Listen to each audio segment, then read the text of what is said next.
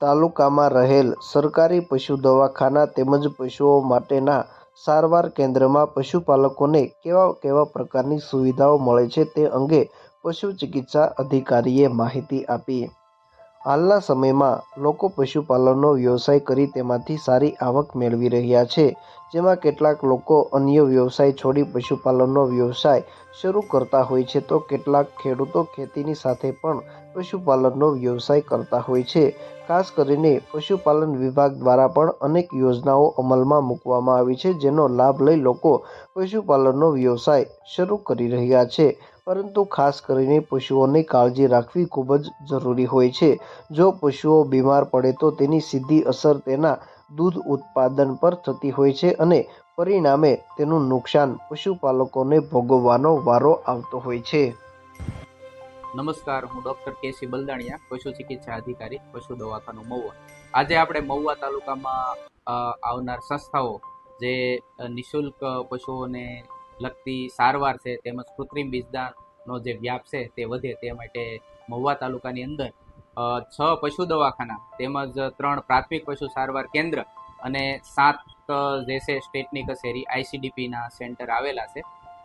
પશુ દવાખાનાની અંદર પશુ દવાખાનાનો જે સમય છે તે દરમિયાન પશુપાલક પોતાના કિંમતી પશુને પશુ દવાખાના પર લાવે તો તેમની નિઃશુલ્ક સારવાર છે તે થતી હોય છે. આ જ રીતે પ્રાથમિક પશુ સારવાર કેન્દ્ર ઉપર પ્રાથમિક સારવાર તેમજ કૃત્રિમ બીજદાન છે તે નિઃશુલ્કપણે થતું હોય છે. અને આ જ રીતના જે ICDPના સેન્ટર છે તેમાં સમયે કહેવાય ને કે નિયમિત સમયપણે તેમના કર્મચારી છે સેન્ટર પર હાજર હોય તો ત્યાં પશુપાલક જઈ અને પોતાના પશુઓને કૃત્રિમ બીજદાન છે તે નિઃશુલ્ક છે તે કરાવી શકે છે.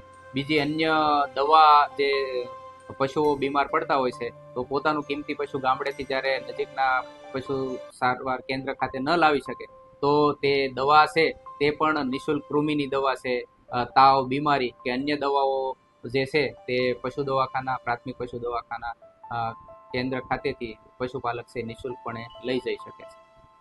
તાલુકાઓમાં પશુપાલન વિભાગ દ્વારા સરકારી પશુ દવાખાના શરૂ કરવામાં આવ્યા છે, જેમાં પશુપાલકોને અનેક પ્રકારની નિઃશુલ્ક સુવિધાઓ ઉપલબ્ધ કરાવવામાં આવી છે.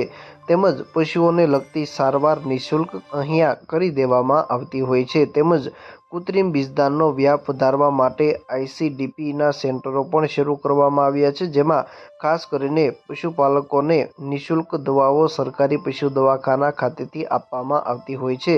પરંતુ ઘણા લોકોને એ બાબતની માહિતી નથી હોતી અને જો પ્રાઇવેટ પશુ ચિકિત્સક બોલાવવામાં આવે તો તેનો પશુપાલકોને ખર્ચ પણ વધી જતો હોય છે. જે ખર્ચ બચી જાય તે માટે સરકારી પશુ દવાખાના ખાતે પશુપાલકો માટે પશુઓની સારવાર માટે અનેક સુવિધાઓ ઉપલબ્ધ કરાવવામાં આવી છે.